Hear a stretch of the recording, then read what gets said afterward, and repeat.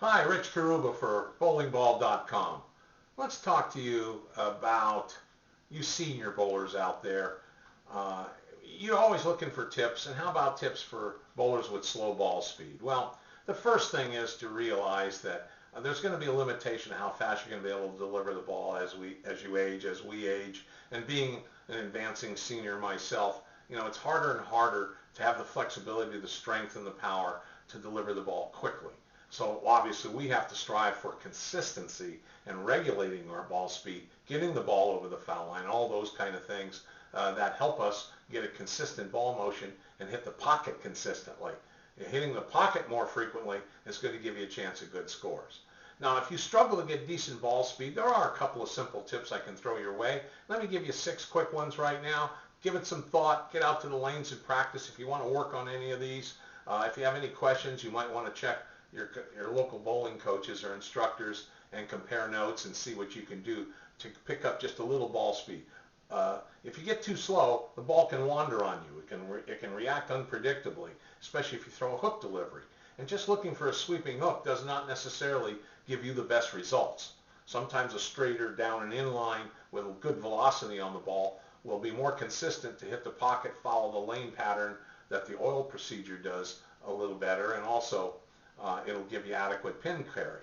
But first of all, the first thing you want to do is choose a bowling ball that doesn't have an aggressive cover stock. It won't have an aggressive reaction on the lane. If you have slow speed, you want a ball that's going to slide. It's going to save its energy for the back end. You can pick up an entry-level ball like a plastic ball. If you want to react a resin ball with a pearl cover stock, promotes longish skid length, so you don't have to fight the early hook motion on the lane. And if a ball skids further and goes on a straighter line, it takes a less elapsed time to contact the pins compared to a ball with an aggressive cover that has to hook a little bit more, and therefore the speed is going to be a little better when you impact the pins. You want good skid length, you can do it by getting your bowling ball. That's going to give you that skid length that you're looking for. 2, you want to consider putting a wrist support device on. I've got to tell you, most of you people need one. You don't think you do, but it'll surprise you how consistent it's going to make your release. I once told a friend of mine who's an accomplished, highly skilled bowler at 71 years of age that I thought he needed a wrist support because he was hanging in the thumb, overturning shots, making poor deliveries, and was hurting his scores. He put one on, it regulated his release. He was able to get the ball out of his hand quickly and project it down the lane, and he has bowled some fantastic scores in the last several months since we talked. So there are things that can help you, and certainly experimenting with a wrist support device to regulate your thumb exiting the ball and give you a consistent ball reaction is going to be one of them.